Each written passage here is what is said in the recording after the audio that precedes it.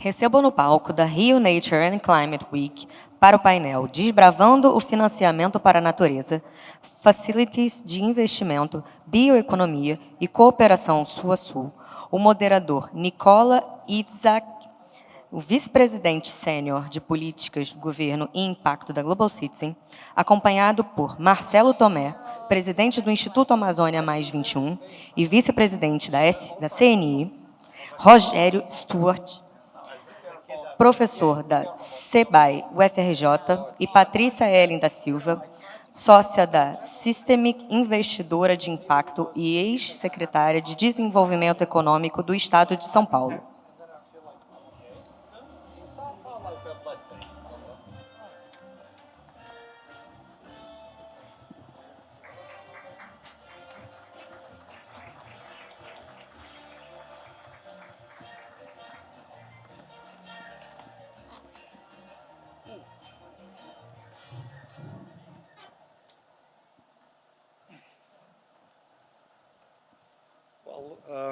Good afternoon, everyone.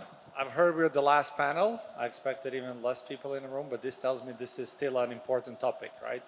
So I'm really pleased to be with all of you here today and with our amazing and important speakers, incredible group of speakers. I had a chance to spend last 45 minutes to an hour talking about them.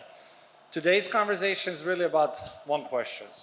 How do we move from ambition to implementation when it comes to nature? Or, like, as a good friend of mine is, how do we turn a great idea into an impact? We all agree that conservation matters. We all agree that bioeconomy matters. We all agree that sustainable development has no alternative, particularly in places like Amazon. But to agree on something, it's absolutely not enough. The real question is, how do we finance its scale? Because conservation, biodiversity, protection on land, indigenous jobs will not be created because of goodwill or just good ideas. They depend on capital. They depend on investment. Be that public finance, private finance, blended finance, bilateral, multilateral. We need all institutions to work together behind a model that can really deliver the impact on the ground. First time I came to the Amazon was 2 years ago. And I would say in the last 2 years, I've seen the shift. I've seen the understanding of people that nature and development can truly coexist together. They're not separate from each other. I've seen in talking to some of our panelists, and I spent a lot of time with Marcelo in the last couple of years, that protecting nature can create jobs, can strengthen the local bioeconomy, can strengthen communities, can build new values, and really ensure economic prosperity in Brazil, but particularly across global south. And I think Brazilia's G20 presidency have shown that as well. So what we want to explore today is, like, how do we make this impact real? How do we see the role of investment facilities, financing mechanisms, South-South cooperation, something that I don't think people in the world speak enough about, and how these new models of finance can really take us, as I said, from the idea to implementation. I know you're not here to listen to me. We're all here to hear our amazing panelists. So Marcelo, maybe I'll first throw it to you because, like I said, you and I had several of these conversations across the last couple of weeks in New York, right? And the question here is about a facility that you have been leading. You've been devoting your life to the Amazon itself. And last 2 years, you're building something amazing with Amazonia 21, and with facility that me and us as global citizens are extremely proud to support, right? There's a lot of work that is behind there that needs to be done. So can you tell us in practical terms, what will this facility do? How will it strengthen the local economy? And really, how will help the people on the ground connect better the dots and have better chance to prosperity and for life? Bom, boa tarde a todos e todas. Obrigado, Nicola, pela pergunta. Cumprimento aqui meus colegas de painel, Patrícia e Rogério. Acho que a grande questão em relação à Amazônia e por que a economia da Amazônia não prospera, não ganha atração para além dos setores intensivos de capital, como mineração, energia e as grandes operações agropecuárias, é a desorganização econômica do território. A Amazônia, me permitam aqui a figura de linguagem, é absolutamente preenchida por vazios. Vazios de infraestrutura, vazios de organização econômica, vazios de assistência técnica que não apoiam, não suportam iniciativas empreendedoras no território, a ponto de preparar essas iniciativas em negócios, consequentemente em ativos bancáveis. Por isso, a gente criou a Facility de Investimentos Sustentáveis, é uma iniciativa da Confederação Nacional da Indústria, com as federações de indústria da Amazônia Legal, na qual eu presido a de Rondônia, uma delas. E o nosso objetivo é redesenhar, redefinir essa arquitetura econômica do território amazônico, buscando, a partir destas oportunidades, originar ativos financiáveis. São muitos gaps, são muitos desafios, não é simples operar a Amazônia, em especial quando você vai aumentando a distância em relação às capitais, o nível de informalidade da economia, o nível de baixa qualidade documental e fragilidade até, muitas vezes, desse arcabouço que minimamente precisa ser analisado e oferecido ao setor financeiro para uma operação de crédito segura e de alta integridade. Então, a Facility, Nicola, tem por objetivo apoiar a reorganização econômica no território amazônico, buscando superar esses vazios que impedem que a economia floresça e gere prosperidade e inclusão socioeconômica, levando a essas oportunidades para o nível de bancarização necessário para, aí sim, acessar o mercado de capitais. Agora, não é razoável admitir que a gente continue fragmentando os esforços, ou, melhor, que a agenda na Amazônia continue fragmentada. Necessariamente, o sucesso dessa estratégia passa pela desfragmentação das iniciativas, tanto de políticas públicas, quanto esforço da filantropia, quanto o papel do setor privado. E é isso que a gente está buscando construir pelo Instituto Amazônia Mais 21 e pela Facility Investimentos. Um grande vetor de impacto positivo na economia amazônica para que a gente possa, de fato, gerar impacto. Sobrepor ações, replicar iniciativas, continuará a perpetuação desses vazios, impedindo que essa economia aconteça. Esse é o maior desafio da Facility Investimentos, do Instituto Amazônia Mais 21, no reposicionamento da Confederação Nacional da Indústria e das federações para essa agenda. Tem que ser uma agenda colaborativa, porque os governos sozinhos não enfrentam esse problema e não têm condição de tal. O setor financeiro, não cabe a ele organizar os ativos e a compreensão desses desafios territoriais, o setor financeiro brasileiro não tem. Assim como o empreendedor local não tem capacidade técnica e financeira para estruturar suas oportunidades ou seus empreendimentos a ponto de estarem aptos a acessar o mercado de capitais. Acho que essa é a grande equação que a gente busca promover na região amazônica. Thank you, Marcelo. There's something important you say. It's about the informal economy in the Amazon, because that's the way of living, right? And whether that is bankable or not in the current system. And I love that you're working on setting up the base with the communities to make sure that once we go to the investors can actually put in that. But Rogerio, I want to go to you. You have spent your whole life looking in this intersection between, financing for development, international financing, the role of financing. You understand very well when the system works and when the system doesn't work, right? My question is, we've spent decades of building these systems and evolving these systems to a certain extent, right? Still, the systems today are not strong enough to address the challenges that we are jointly facing, because challenges are, as well, constantly changing. They're faster than the letter of the law, right? And the system that we build. So when we think about sustainable development and global south, what is currently missing in that international financial infrastructure?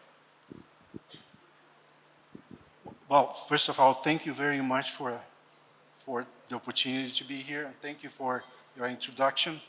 I'll move to Portuguese now, if that's okay with you. Primeiramente, eu gostaria de agradecer aos organizadores e a presença de vocês, né?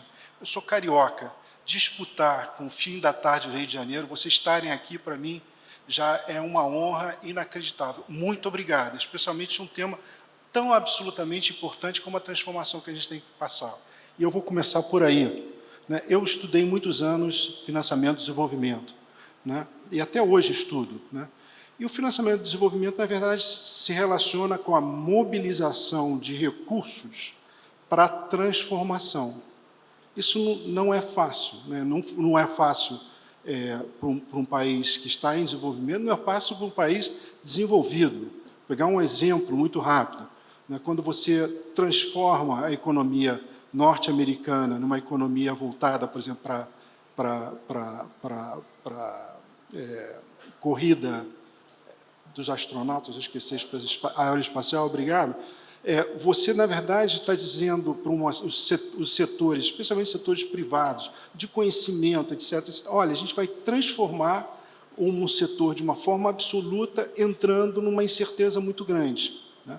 Em geral, você tem um papel público nessa processo de transformação, porque você está criando um horizonte para onde vão os atores do setor privado, os atores da sociedade, o conhecimento, a tecnologia.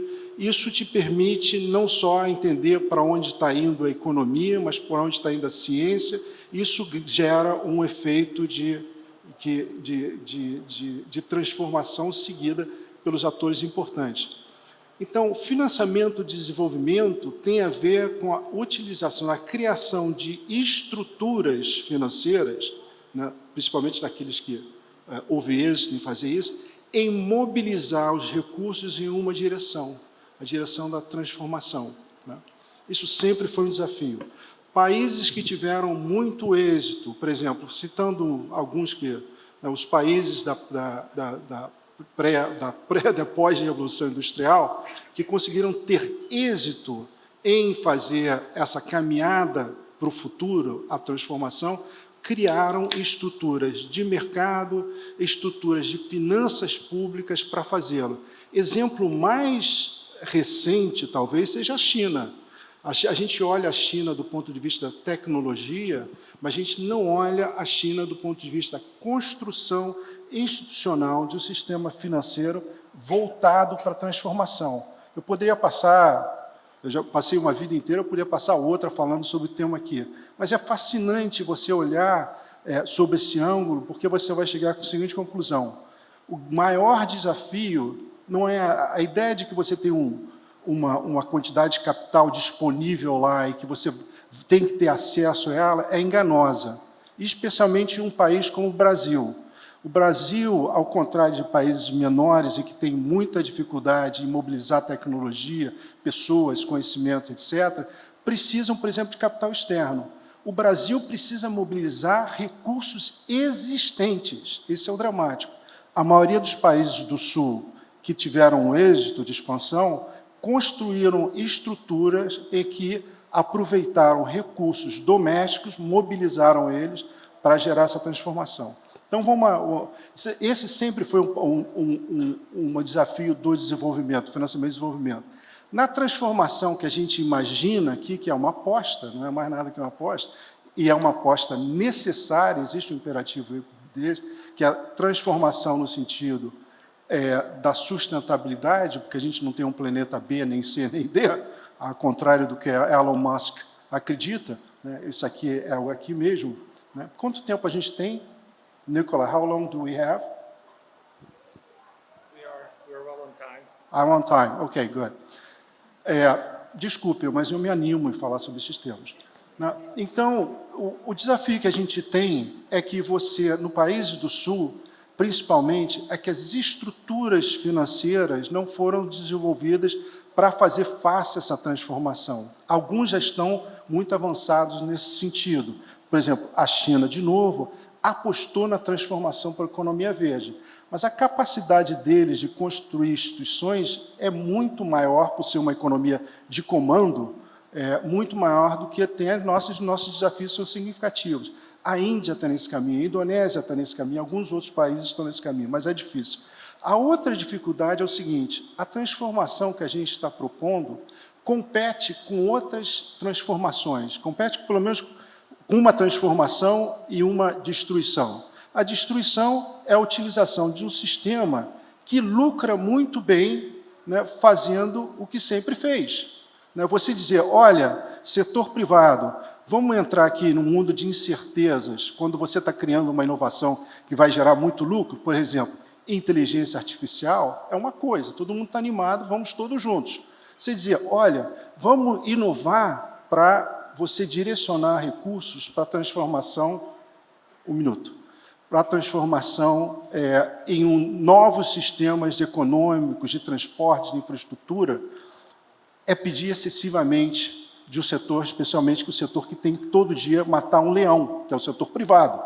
Né? Então, isso exige da gente uma criatividade muito grande, o desafio é enorme, uma criatividade muito grande, uma liderança muito grande de criar espaços para você liderar um processo e trazer a parceria do setor privado, produtivo e financeiro. Eu vou parar por aqui, porque eu realmente me animo, senão a gente vai... Mas é por aí. Eu acho que o desafio do financiamento, da transformação, é talvez muito maior agora, a transformação ecológica, por exemplo, do que o desafio do financiamento do desenvolvimento como a gente conhece. Mas vale a pena e tem que ser feito. Well, thank you, Rogério. I think you bring two important points. First one on the point of China. I read recently a report that showcased that implementation of sustainable development goals in China is faster than in some Western democracies, which talks a lot about setting the base right and building it inside, which for me is at least similar to what Amazonia is trying to do, addressing it from the inside a country, building the base for little people, as we call them, so economy can come. But the second point that was interesting for me, where you said, investment needs to follow science. And that's exactly where I want to go to you, Patricia, because you've been working on this intersection between economic transformation, public policy, private sector innovation.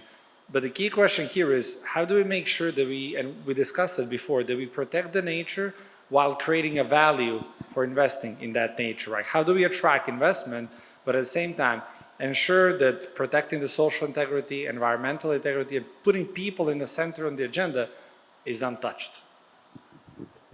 Obrigada, Nicola. Boa tarde, pessoal. Obrigada, Marcelo, Rogério, pela parceria. Inclusive, Marcelo trabalha aqui muito bonito juntos, tendo a honra de ajudar, não só na MEI, né, que é um grupo de inovação dentro da CNI, muito importante nessa agenda, mas também com a liderança de vocês, esse trabalho do B20, a COP, com a SBCOP, vocês têm trazido um pouco dessa união, colocar o setor privado junto com os cientistas do clima e da natureza. E obrigada a vocês, gente, véspera de feriado, vocês interessados aqui nesse tema técnico, é muito simbólico, porque eu acho que a resposta para a pergunta do Nicolás começa por aí. A gente está criando setores novos.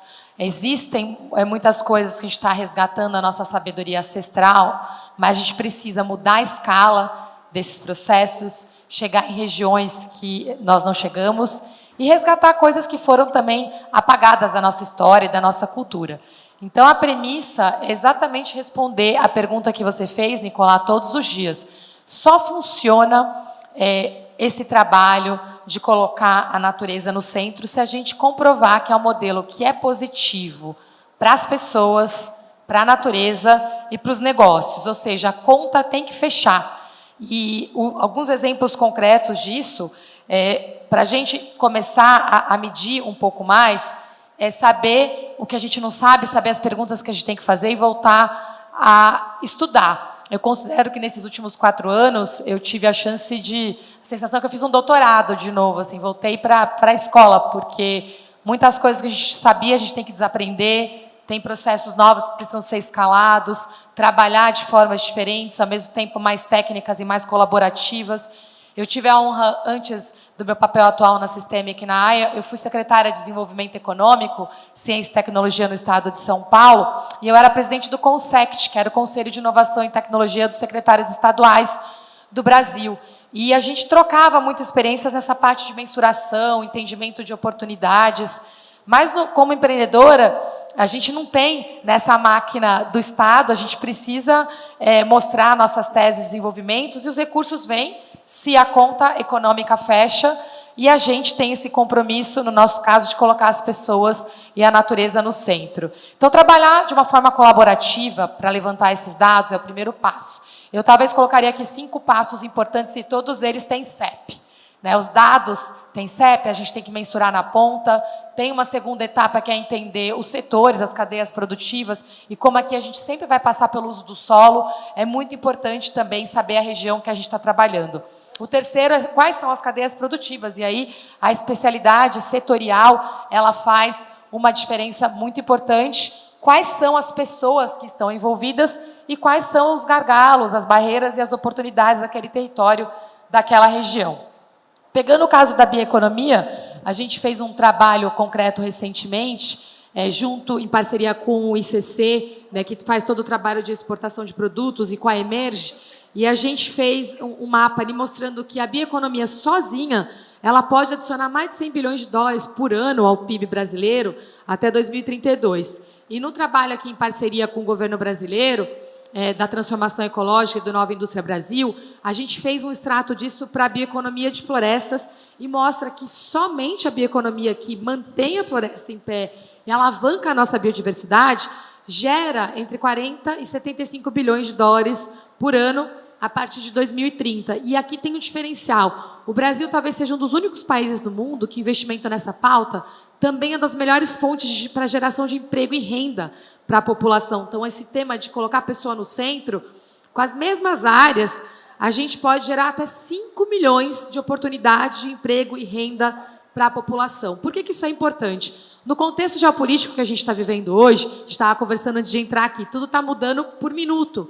Porque os países estão no nível de tensão geopolítica sem precedentes, todos lutando por segurança alimentar, energética.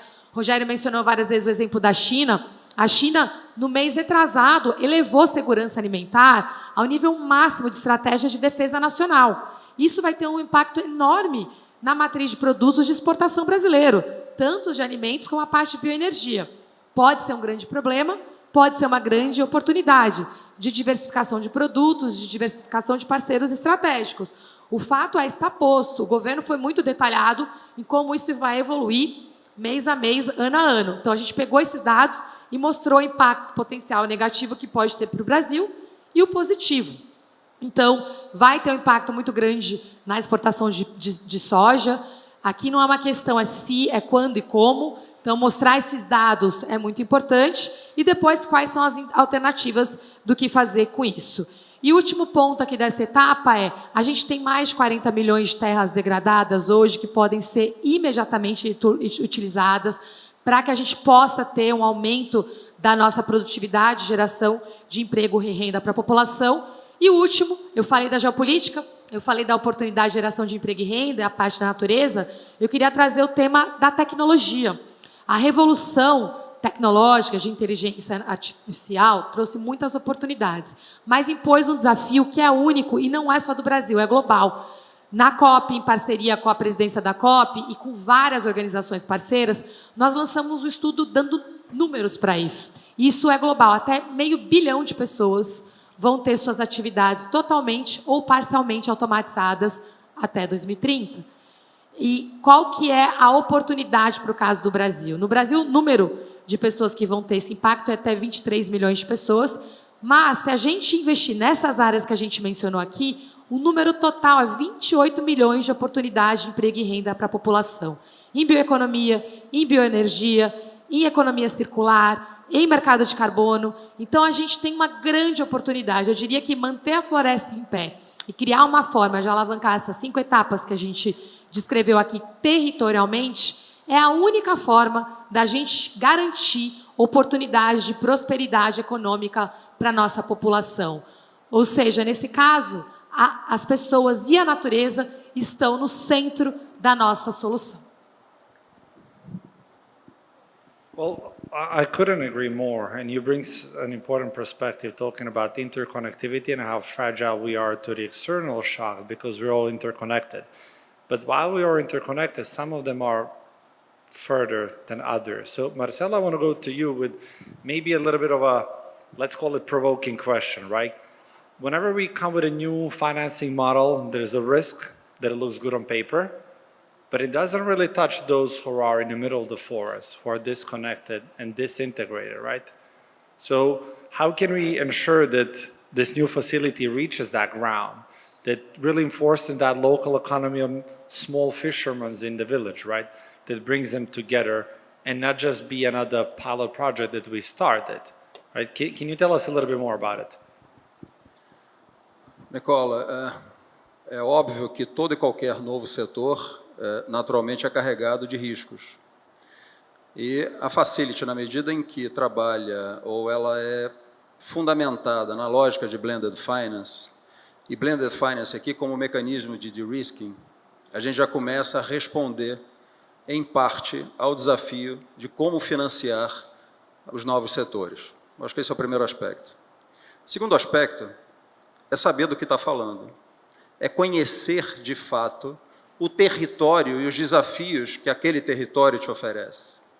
Porque não é trivial operar a Amazônia em locais onde você não tem estrada, você não tem mão de obra qualificada, você muitas vezes não tem energia, mas você tem naquele território a oportunidade.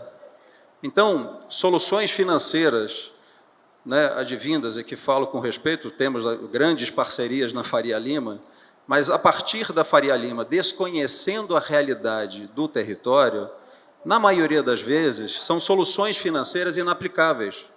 Até por vezes, pelas regras que o setor financeiro impõe para a submissão dos projetos. A realidade e a maturidade empresarial na Amazônia é completamente diferente do que é em São Paulo, do que é no Rio de Janeiro, ou de setores, né, que são muito mais organizados, a exemplo do setor mineral. Então, entender esses desafios e olhar para a Amazônia sem preconceito, e que, de fato, aquela é uma região para desenvolvimento econômico, também ajuda a responder à tua pergunta, de que a gente rompe com a lógica de pequenos projetos financiados pela filantropia, de baixo impacto, com nenhum encadeamento produtivo. Ou seja, a estrutura da Facility que nós criamos tem por objetivo olhar para as oportunidades, organizar essas oportunidades em potenciais negócios, que tenham capacidade de escalar e serem incluídos em cadeias de valor. E quem faz isso? A indústria. A indústria olha para cadeias de valor como cadeias produtivas, encadeando cada elo para que, ao final, eu tenha algo para vender, algo para entregar. Então, na medida em que a gente olha para a Amazônia numa lógica de industrialização da região, reconhecendo essas dificuldades, mas também admitindo que parte dessas dificuldades precisam redesenhar o processo produtivo. A gente não pode mais replicar na Amazônia concentração produtiva. A lógica da nova indústria na Amazônia, em especial na bioeconomia, precisa ser percebida como fases, como processo, e não como uma planta industrial concentrando a atividade produtiva em empregos, porque eu preciso espraiar os benefícios do processo de desenvolvimento econômico e dessa nova produção para a comunidade, inclusive do primeiro elo, que é a extrativista. Eu tenho que levar parte do processo produtivo para aquela comunidade, para que ali eu gere riqueza, gere bons empregos, desenvolva aquele território do ponto de vista econômico, numa economia que seja formal e lícita. Não dá mais para admitir que a agenda para a Amazônia seja a da conservação pelo isolamento. A agenda central da Amazônia, para que a gente responda à necessidade de conservação da floresta, é a do desenvolvimento econômico, é a de criação de CNPJs e a destinação econômica do território. Do contrário, a gente cria os vazios econômicos e de atividade lícita, aonde o ilícito e o crime expandem. E eu acho que a grande diferença do que a gente oferece hoje para essa agenda do desenvolvimento econômico. A gente não olha para os projetos, a gente não olha para cada oportunidade de forma isolada. O nosso olhar para a Amazônia é das cadeias produtivas amazônicas. E trago aqui um exemplo concreto para materializar o que é essa estratégia. Estamos com a Caixa Econômica Federal testando a aplicação de um novo material, que é madeira laminada colada, talvez isso não seja trivial para todos, mas os países nórdicos usam isso há décadas. A partir de essências, né, de espécies da Amazônia, para a produção desse produto de construção civil na Amazônia, reposicionando as serrarias, reposicionando as empresas madeireiras locais para a aplicação desse material na construção civil. Isso é uma nova cadeia produtiva e isso dá escala às soluções que a gente pode pilotar pela Facility Investimentos, pelo Instituto Amazônia Mais 21, pelas federações de indústria e pela Confederação Nacional da Indústria, mobilizando os principais atores brasileiros em prol de uma agenda que é gerar emprego e renda, dignidade e prosperidade na Amazônia, na nova economia, na economia verde, na economia de baixo carbono. Esse projeto que nasce na prototipagem da aplicação do material para avaliar a capacidade de adequação do uso desse material na Amazônia, na condição climática, sociocultural, enfim, em todas as dimensões, permitirá a estruturação de uma nova cadeia produtiva absolutamente verde, saldo positivo, gerando novos empregos, gerando novas oportunidades, reposicionando fortemente o setor florestal de base, o setor madeireiro na região amazônica. Então, é esse tipo de projeto que a gente pilota, começa pequeno, mas com uma ambição muito grande, olhando cadeias de valor na Amazônia.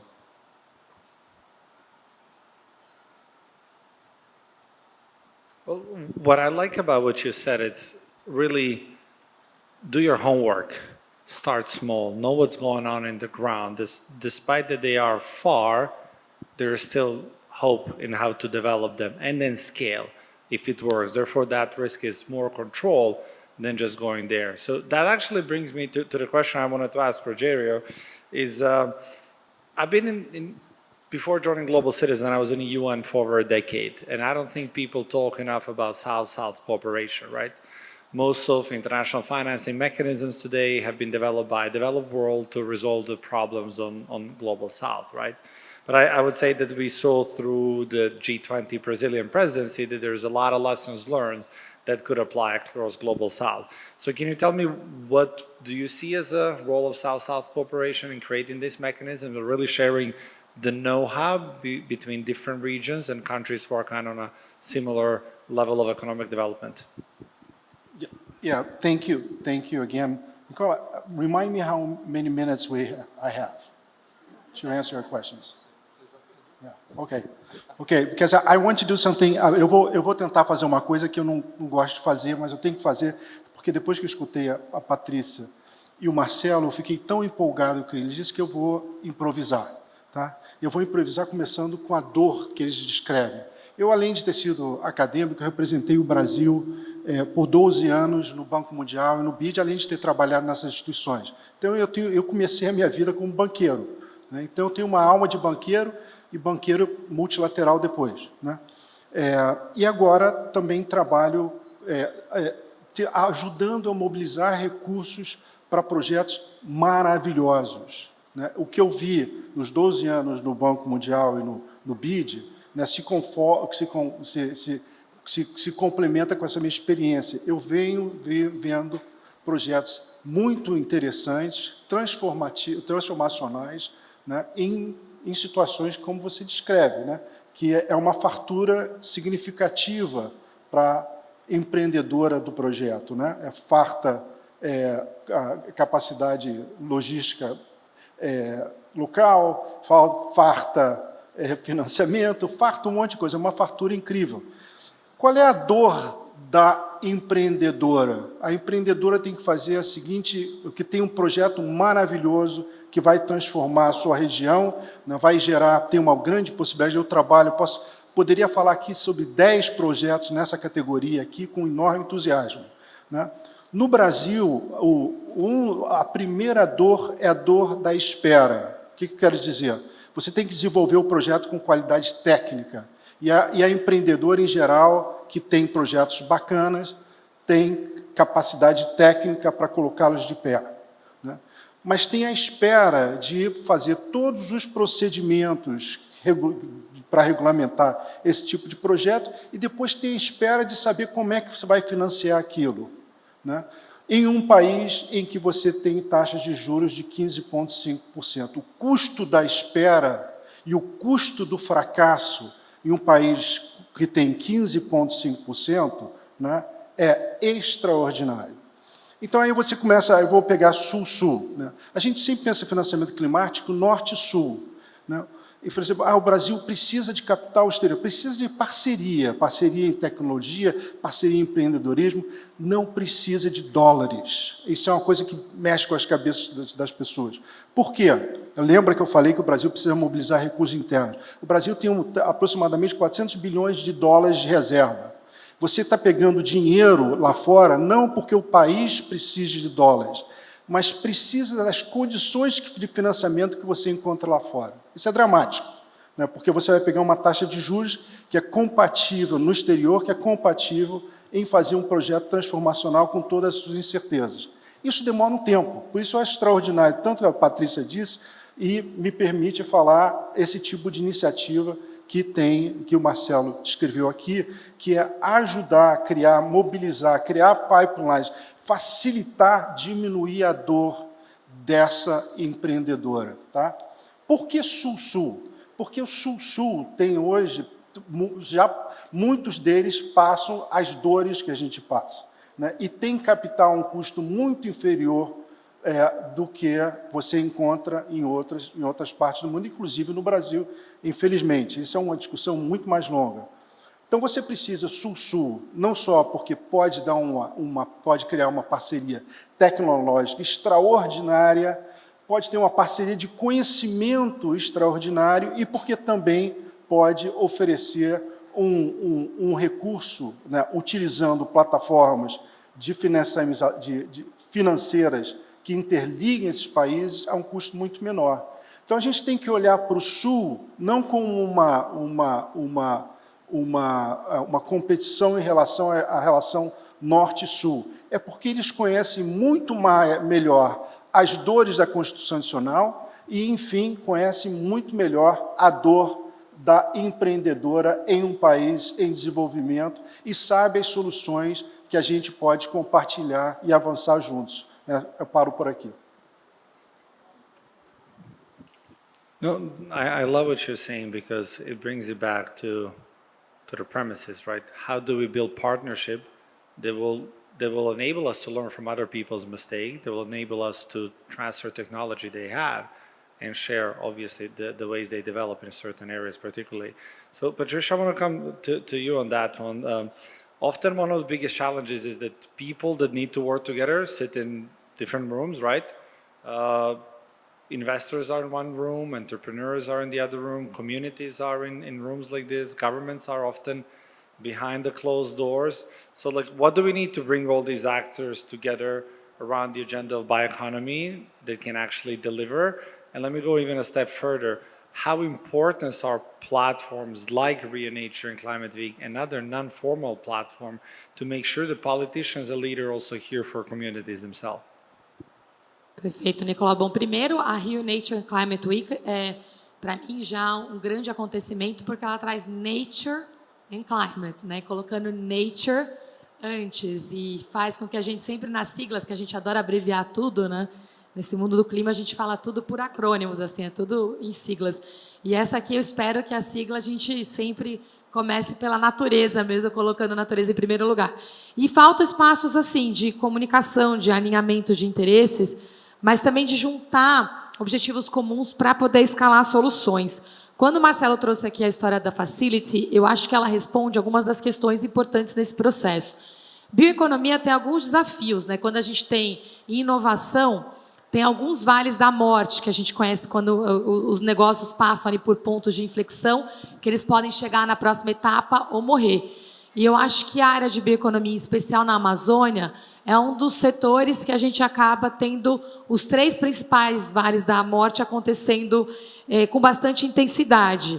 O primeiro é o tecnológico, porque a gente precisa investir em tecnologia de ponta e pesquisa básica, E eu lembro quando eu era secretária, até essa ideia na COP em Glasgow, a gente lançou uma parceria de 21 FAPs, 21 fundações de fomento, a pesquisa e inovação, para investir na Amazônia, em pesquisa na Amazônia. Por quê? Todos os estados começaram a se juntar para investir na Amazônia. Porque a gente fez o levantamento e quando a gente mostrou quem eram os que mais investiam na Amazônia, a China apareceu como um dos maiores investidores em pesquisa na Amazônia. E a gente, juntando o esforço de todas as universidades, ainda ficava um pouco para trás. Nas patentes, então, a gente fica muito para trás. Então, vamos juntar esforços para a gente juntos poder aumentar o investimento nessa etapa. Então, a primeira etapa é a da pesquisa. Depois, a gente vem para o modelo de escalonamento das soluções, que é aquele TRL ali. E aí, o TRL é o índice de prontidão tecnológica de uma solução para que ela seja comercializada. E ali tem o TRL de 3 a 8, que é o que a gente chama de pesquisa aplicada. E por isso que eu acho que, de novo, o Amazônia 21 começa a entregar essa próxima etapa. E a seguinte, que é como as soluções de bioeconomia, em geral, têm escala pequena e estão pulverizadas, é muito difícil que o empreendedor sozinho consiga, uma empreendedora, gostei muito, Rogério, ela consiga acessar essas informações, esses recursos. Então, tem um facility que junte o trabalho do cooperativismo, a parte regional. Tem um trabalho muito legal em Rondônia que foi feito, por exemplo, com castanha, para reagrupar as cooperativas, para que elas pudessem ter uma castanha premium e ter acesso ao mercado internacional. É um investimento que passa da fase do escalonamento para a próxima fase, que é a mercadológica. Como é que você acessa os mercados? Aí a gente tem um último desafio. Quando a gente tem recursos de redução de risco, como o FINEP, como o próprio Ecoinvest, que eu já vou falar um pouquinho sobre ele, eles acabam investindo muito na fase de pesquisa aplicada. E a fase após essa, com TRL acima de 10, onde a gente precisa desse empurrãozinho final, é muito difícil que as empreendedoras e os empreendedores que já passaram por anos de desafios consigam chegar na ponta final de acesso ao mercado. Então, esse exemplo da castanha, para mim, é um exemplo muito legal de acesso ao mercado internacional, porque eles conseguem aumentar o valor agregado no produto numa escala muito impressionante. Se você tem a certificação adequada, você dobra ou até triplica o valor de mercado do teu produto, começando a ter acesso ao que a gente chama de prêmio verde. Então, tem várias etapas nesse processo. E aí, uma solução interessante que foi feita foi de blended finance, de reduzir o risco. Foi um trabalho, parceria do Tesouro, né, que para a gente sair aqui com notícias positivas e coisas que estão avançando. O governo aqui passou por algumas etapas aqui no governo brasileiro nesses últimos anos, que foram dando um pouco dessa escala e desse acesso a quem atua na área de bioeconomia. Começou ali com a Estratégia Nacional de Bioeconomia, a secretária Karina Pimenta passou por aqui hoje, mas é muito importante reconhecer esse marco, porque ele mostra de uma forma clara quais são esses projetos. O PNCPD, que é o Programa Nacional de Conversão de Pastagens Degradadas, que é de onde eu tirei aquele número dos 40 milhões de hectares. Depois, com o Ecoinvest, que é um instrumento de blended finance, que permite reduzir o risco de exposição, o nível de exposição ao risco de um investidor, uma investidora, um banco, uma gestora, que quer reduzir a exposição à taxa cambial, ao risco inerente dessas 3 etapas que eu falei para vocês. Então, eles precisam de um capital catalítico, que é onde entra o governo, ou capital filantrópico. Aí tem um exemplo de uma startup brasileira incrível, que é a Mombac, que teve acesso aqui, financiamento do BNDES, que foram 100 milhões de reais. É um caso muito interessante. Mas o Ecoinvest sozinho, e o resultado foi divulgado segunda-feira passada pelo Tesouro, na área de bioeconomia, colocou na rua 13 bilhões de reais agora. Como foi feito isso? 3 bilhões de capital catalítico pelo programa, uma parceria do Tesouro com o BID, e o restante uma alavancagem de 4 vezes dos bancos comerciais e das gestoras. Por que esse dinheiro não está na rua agora? Esse é o grande ponto, por isso que precisa de mecanismos como esse para tradução. O que a gente chama do buy side, o mercado, o banco pega o recurso e tem que investir. Aí ele vai procurar projeto. Mas como vai achar esses projetos na rua? E mais importante, como a empreendedora e empreendedor vão achar esse recurso? Os projetos maiores, eles conseguem se organizar. Os menores, não. E por isso, termino respondendo. A Rio Nature and Climate Week, facilities como essa, servem para juntar esses projetos, dar uma escala e ajudá-los a traduzir os seus negócios para captarem esses recursos. Well, thank you, Patricia. I think you raised an important point. We're slowly coming toward the end of our today's discussion. So I would love to pose one question to each three of you, and let's try to keep it short, mindful of the audience. What is still missing from nature to be stopped seen as something we need to conserve, preserve, compensate, and offset, and started looking nature and bioeconomy really as a foundation of development of a society? Marcelo, I'll start with you. Acho que o primeiro é superar o preconceito de que a agenda de natureza, que a agenda de sustentabilidade não é uma agenda de negócios, é uma agenda de ativismo ideológica. Isso é uma grande bobagem, eu acho que o mundo empresarial já superou essa agenda. Sustentabilidade hoje passa a ser central para a sobrevivência dos negócios, para conseguir financiar o seu negócio, a sua atividade produtiva. Então, acho que isso aí já é matéria superada. Segundo é traduzir, não digo letrar, mas numa agenda verdadeiramente colaborativa, demonstrar ao setor financeiro como esse capital disponível para essa agenda, de fato, chega no território, na oportunidade, ativando essa nova economia. Isso aqui é um gap gigantesco, é um colchão de ar, e o nosso maior esforço é, de fato, preparar esses ativos para acessarem as soluções de crédito que o Brasil tem diversas, né? Ecoinvest, Fundo Clima, para a floresta, tem mais de 60 bilhões de reais alocados nesses 3 instrumentos, mas pergunta para o empreendedor se ele está conseguindo acessar. Porque regras de análise de risco que servem a outros lugares não servem à Amazônia. A gente precisa de uma inteligência própria. Regras de exigência documental que servem a outros lugares muitas vezes não servem à Amazônia. Então, também a Facility tem o dever ou a potência de pegar grandes dinheiros e fragmentar, espraiar os benefícios desses investimentos em tickets pequenos, em projetos menores, porque também o custo de gestão do financiamento é caro para os bancos, é caro para o agente financeiro. E, por fim, eu queria, só para fechar esse raciocínio, demonstrar como o setor industrial brasileiro se organizou. Então, a gente opera no território com as federações de indústria, com o SESI e com o SENAI. Nós temos a Confederação Nacional da Indústria como entidade de grau superior na representação empresarial. Criamos o braço para o recorte amazônico, buscando entender como essa nova economia vai acontecer na região. A Facility de investimentos sustentáveis para destravar fluxo de capital em volume para uma economia com escala na Amazônia. E, desde o ano passado, a Sustainable Business Cop, que é um movimento global, buscando engajar e mobilizar o setor privado global na agenda de clima. E aqui, em primeira mão, anuncio a criação do Fundo SBCOP na Facility de Investimentos para apoiar essa estratégia global. Então, a Facility de Investimentos nasce na tese Amazônia, mas agora a gente vai partir com o Ricardo Mussa, que é o chair, fazendo um trabalho extremamente competente à frente da SBCOP, mobilizar capital para as agendas transversais globais, como transição energética, como bioeconomia e tantas outras, a exemplo de carbono e restauro florestal. Então, de que forma que a gente pode superar essa agenda paralisante?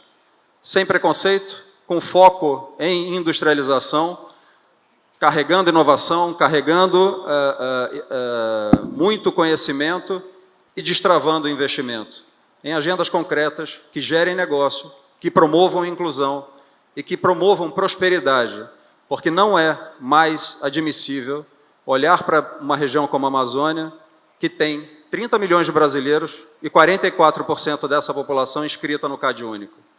Na minha opinião, isso é a falência do Estado em promover o desenvolvimento de um território, e é isso que a gente buscou assumir, o papel do setor privado em apoiamento ao desenvolvimento econômico, começando pela Amazônia. Obrigado, Nicola.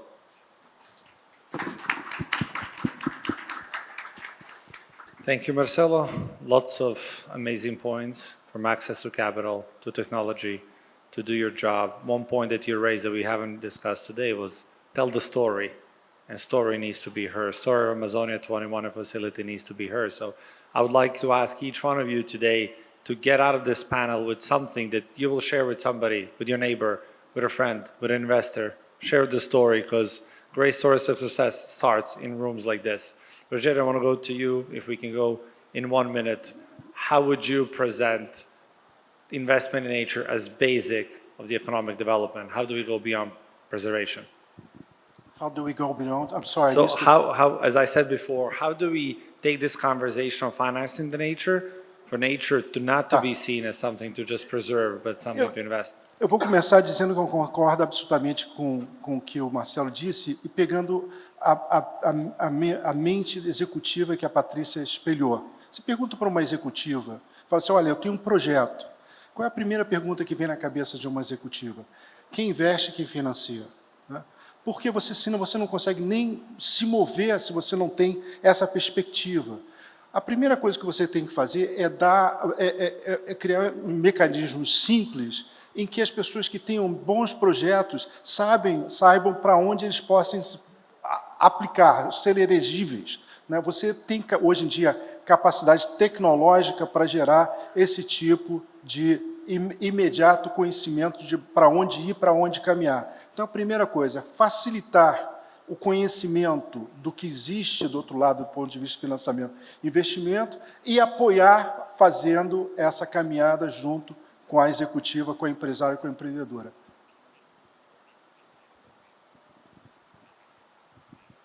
Thank you very much for that simple message. Patricia, go to you for a final one. I have minus 1 minute. You have mine. Tá piscando aqui o vermelho. Então, vou ser bem breve. Você falou da cabeça de empresária executiva aqui, Rogério. Essa é simples. A conta tem que fechar, tem que dar retorno nos negócios. Na minha cabeça de cientista, a gente tem que lembrar que não tem planeta B, tem que ver dados, a gente tem um ninho esse ano, e a gente tem que lembrar da nossa responsabilidade de deixar um planeta para a próxima geração ter chance de cuidar. Mas eu vou fechar com a minha cabeça de cidadã aqui, neta da Virgínia, indígena do Cerrado, do senhor João, garimpeiro, também do Cerrado, da dona Celina, cabocla retirante nordestina da Caatinga, que foi morar em São Paulo, com 16 filhos, e do seu Zé, que cuidava de gado na Caatinga. Eu ia visitar ele naquele açude marronzinho, com aquele gado magrinho. A conta tem que fechar para as pessoas. A gente precisa gerar emprego e renda. Ninguém está fazendo coisas porque tiveram muitas outras oportunidades. A gente tem um dos países mais desiguais do mundo e a gente tem uma oportunidade, de fato, gerar prosperidade econômica para as pessoas com a floresta em pé. Então, quanto mais real, melhor. E a dona Celina me ensinou uma coisa, cuidando da horta dela. Minha filha, quanto mais diversa a horta, mais próspera ela é. Por que que a gente está transformando a nossa economia num retrato chato, entediante, básico, sem valor agregado? Nós temos o país mais diverso do mundo em ativos naturais, em seres humanos. Se a gente refletir isso na nossa economia, a gente vai dar um exemplo que o mundo está precisando ver.